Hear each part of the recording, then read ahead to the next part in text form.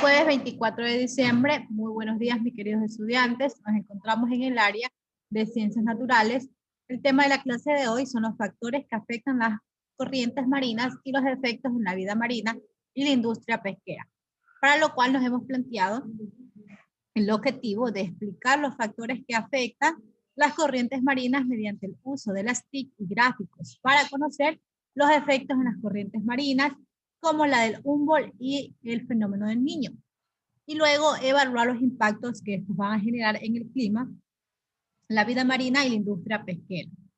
La destreza de la clase es indagar con uso de las TIC y otros recursos y explicar los factores que afectan a las corrientes marinas, como la de Humboldt y el Niño, y evaluar los impactos en el clima, la vida marina y la industria pesquera. Para nosotros podernos adentrar en el tema, vamos a conocer un poquito más sobre la oceanografía.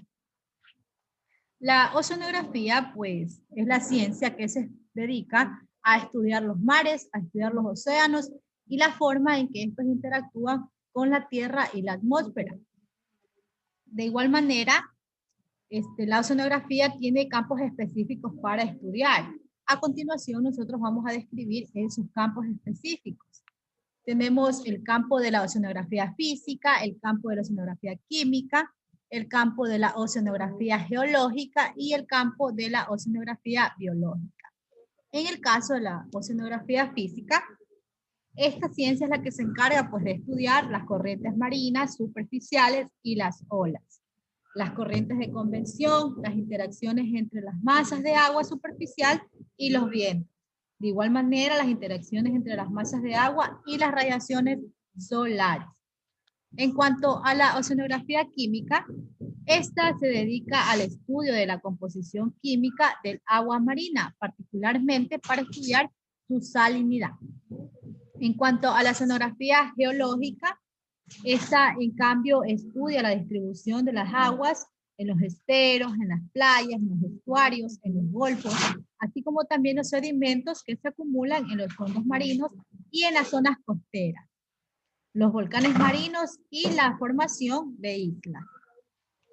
Por último, tenemos la oceanografía biológica.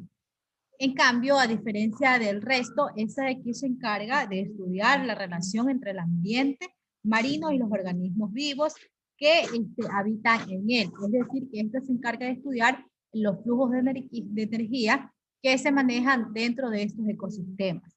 Ya dentro de estos ecosistemas pueden ser del fondo marino hasta también como las especies de animalitos que se encuentran en la superficie del mar. Las corrientes marinas. Bueno, estas corrientes marinas son estudiadas por la oceanografía física en sí. ¿Ya? ¿Por qué? Porque son masas pues, de agua oceánicas superficiales en movimiento. ¿Ya? En sí las corrientes marinas pues, son movimientos que tienen la capacidad de transportar grandes masas de agua de una región a otra. En un concepto más científico podemos decir que se le denomina así al movimiento de agua de mar en una dirección determinada, producida por una elevada diferencia de temperaturas en los distintos parajes del globo o por el efecto de las mareas. Mismas mareas que son provocadas por algunos factores. Entre los principales factores tenemos los movimientos de rotación y traslación de la Tierra, la latitud, los vientos, la radiación solar. También tenemos la geomorfología del fondo marino. ¿Qué quiere decir esto? Quiere decir los relieves que se encuentran en el fondo marino. En cuanto a los movimientos de rotación y traslación, nosotros sabemos que estos son los movimientos que realiza la Tierra sobre su propio eje de oeste a este, en el caso del movimiento de rotación. Lo que da pues algunas consecuencias. Se da que se generen dos fuerzas, tanto la fuerza centrífuga como la fuerza centrípeta. La fuerza centrífuga es la que va a determinar que el globo terrestre sea más ancho en la zona ecuatorial y más achatado en la zona polar. Consecuentemente, pues las mareas serán más profundas en la zona ecuatorial y menos profundas hacia los polos. En cuanto a la consecuencia del abultamiento en la zona ecuatorial, o sea, que se haga más grande en los polos. debido pues a la velocidad de rotación de la Tierra, ya que la Tierra gira en 28 kilómetros por minuto en la zona ecuatorial y disminuye hasta llegar al cero de los polos. En el caso de los vientos atmosféricos y las corrientes marinas se mueven juntos en el mismo sentido, contrario pues al de rotación de la Tierra. En los hemisferios norte y sur, fenómeno que es conocido como el efecto Coriolis, en honor pues a su descubridor, el científico francés Gaspard Coriolis. Estos vientos también son conocidos como vientos alisios, que soplan desde los trópicos hacia el Ecuador y retornan hacia los polos formando los vientos contraalisios. En el caso de la radiación solar, las radiaciones solares pues son conocidas también como radiaciones electromagnéticas térmicas, ya que llegan perpendicularmente a la zona ecuatorial y llegan de manera muy oblicua a los polos de la Tierra. Las aguas ecuatoriales absorben más energía y aumentan obviamente su temperatura, misma que luego disminuye hacia las zonas polares, donde la temperatura llega a niveles de congelamiento. Es por esa razón que los mares de los polos son obviamente mares muy fríos que pueden provocar que una persona muera de hipotermia. Por esa razón tiene especies de animales que son muy adaptadas a ese ambiente. Con la radiación solar también va a aumentar la energía molecular de las capas superficiales del mar, que pues al evaporarse se tornan más densas en razón de que la sal no se puede evaporar. Así mismo sucede con las aguas superficiales más densas, tienden a bajar siendo sustituidas por las capas de agua inmediatas menos densas, estableciéndose un círculo vicioso en las capas superficiales del mar. Las aguas cálidas superficiales de la zona ecuatorial por el efecto Coriolis y por influencia de los vientos alisios forman corrientes marinas que se desplazan de este a oeste o en sentido contrario al movimiento de rotación que realiza la Tierra normalmente. Lo que pueden provocar, pues luego tormentas. ¿Ya? ¿Por qué se provocan las tormentas? Se provocan por la abundante evaporación de aguas ecuatoriales. Es así que se van a comenzar a formar masas de aire húmedo, caliente, que van a subir, o es decir, pues ascender, siendo reemplazadas por masas de aire frío de la alta troposfera y las masas de aire frío que vienen de los polos. En otros casos, pues el aire húmedo al ascender se enfría y forman nubes que van a desencadenar torrenciales aguaceros acompañadas de descargas eléctricas en el propio mar e inclusive en los continentes. Eso es lo que sucede directamente, ¿ya? En cuanto al relieve o a la geomorfología del fondo marino, es muy irregular observar este tipo de relieves en el mar, ¿ya? Pero gracias a información obtenida por científicos se ha podido determinar la existencia de fosas oceánicas, llanuras abisales, dorsales oceánicas, también se ha podido observar cordilleras submarinas, talud continental, que es lo que se observa aquí, y una plataforma continental. El relieve que más incide en estas corrientes marinas son el talud continental y la plataforma continental. ¿Ya? Las aguas profundas del fondo marino pues acompañan a la Tierra en su rotación, pero al momento de chocar contra el talud, que es lo que nosotros observamos aquí, continental, se eleva. Y afloran pues y van a invadir la plataforma continental, cuya profundidad oscila alrededor de los 200 metros, formando corrientes de aguas frías. Las aguas profundas frías que surgen son aguas muy ricas en nutrientes, porque su afloramiento es importantísimo debido que es importante para las cadenas y las redes alimenticias que existen en el mar. Ya porque pues en el mar existen los fitoplancton, los zooplancton, los nécton y los cardúmenes de peces que constituyen una zona de gran rendimiento pesquero. Por otra parte, la configuración del talud continental, que es lo que observamos, de la plataforma continental y de las costas, inciden mucho en la orientación de las corrientes marinas, Un ejemplo es el de la corriente de Humboldt, que avanza por las costas de Chile y Perú y que al llegar frente al Golfo de Guayaquil y la península de Santa Elena, cambia de dirección y se dirige hacia las Islas Galápagos. En cuanto a las clases de corrientes marinas, existen diversos criterios para clasificar las corrientes marinas. En esta ocasión nosotros las vamos a clasificar por su temperatura y por sus características. Vamos a comenzar con lo que es la clasificación de la temperatura. Bueno, por su temperatura las corrientes marinas se pueden clasificar entre cálidas y frías. Ya, y en sí se clasifican con las corrientes cálidas.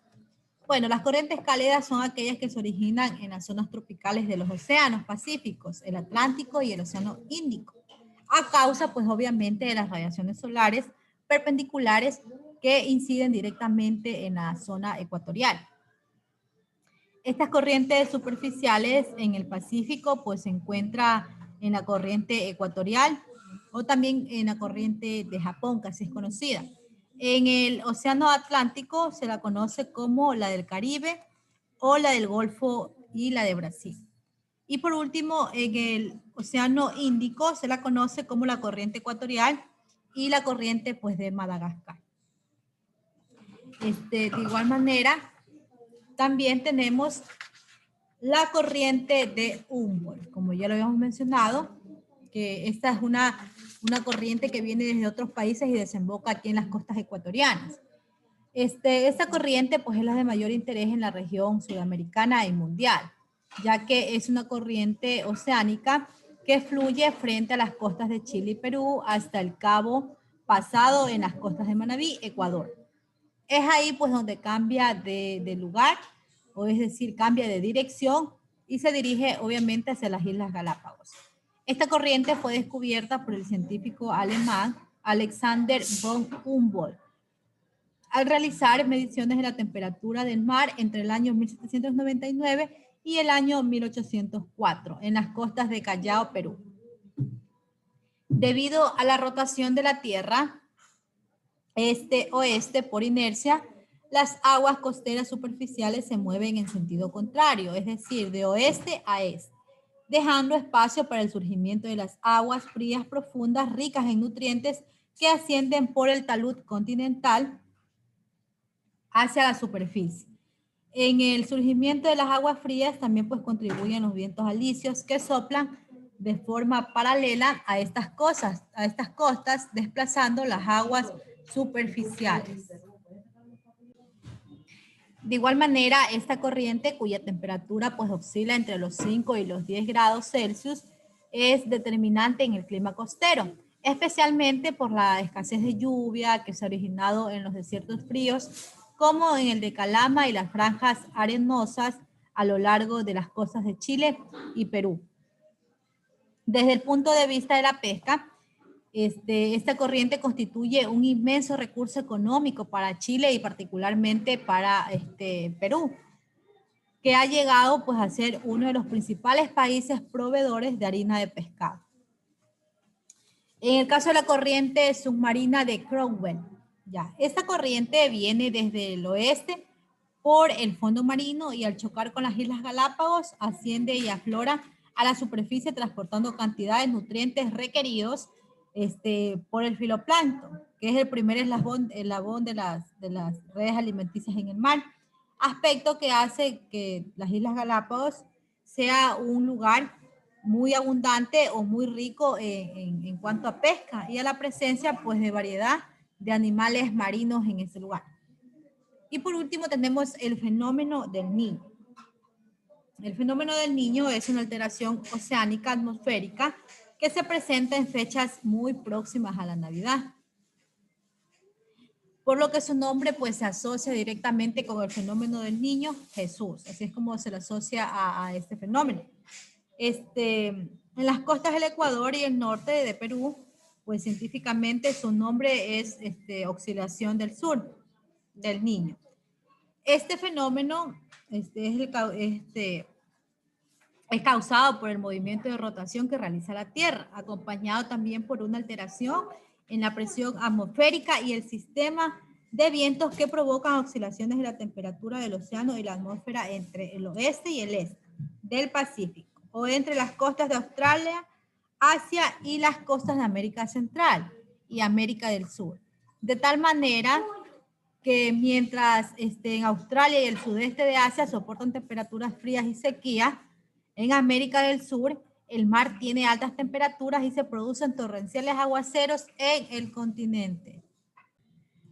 Por esa razón es que este fenómeno se caracteriza por un anormal calentamiento de las masas de agua de las costas de Ecuador y el norte de Perú, que se movilizan al sur, alejando la corriente fría de Humboldt.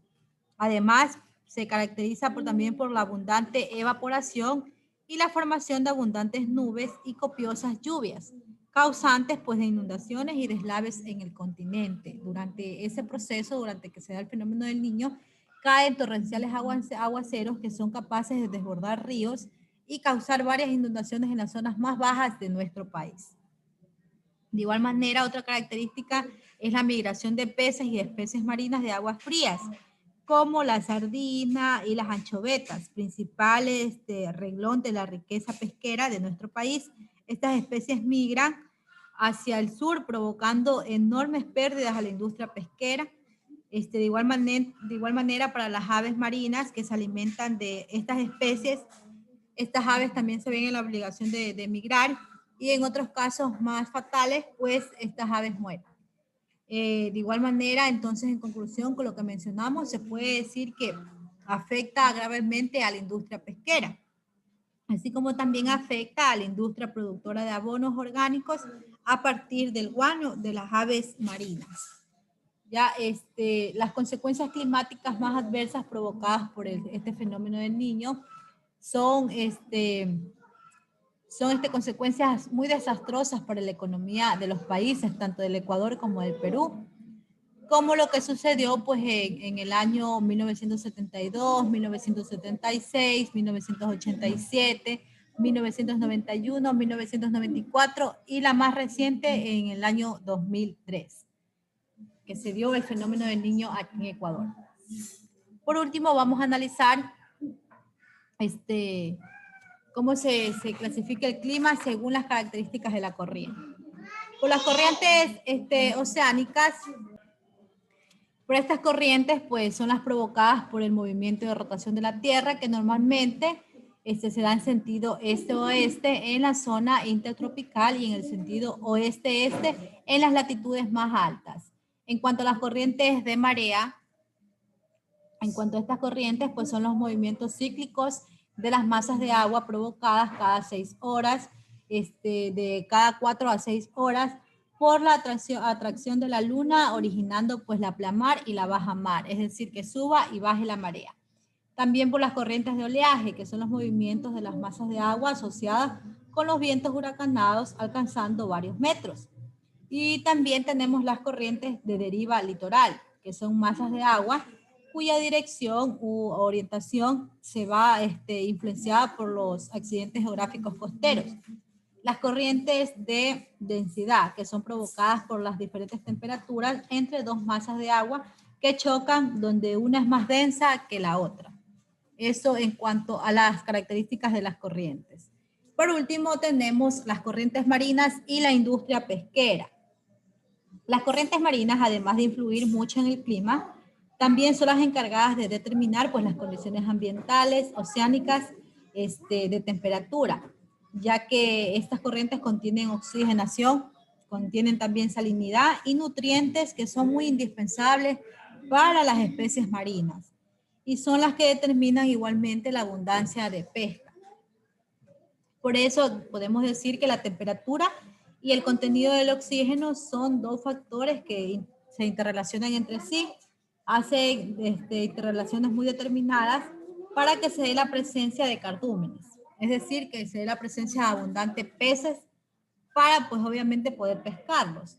Las aguas frías contienen, por lo general, más oxígeno que las aguas calientes, por una parte, y por la otra parte, los peces que habitan en aguas con ciertos rangos de temperatura y con concentración de oxígeno disuelto se ven en la obligación de migrar a otro tipo de agua que sea más fría, más adecuada para ellos poder sobrevivir.